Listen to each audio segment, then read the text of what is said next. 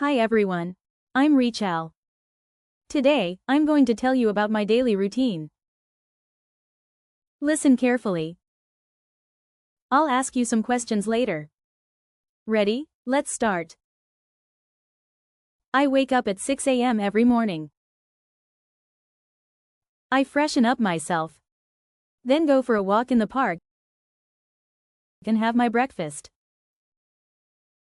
After that, I go to work. I work from 9 to 5. In the evening, I relax by reading books or watching TV. Sometimes, I cook dinner with my family. Finally, I go to bed at 10 p.m. Now, pause the video and answer these questions. What time do I wake up? I wake up at 6 a.m. Where do I go for a walk? I go for a walk in the park. When do I go to bed? I go to bed at 10 p.m.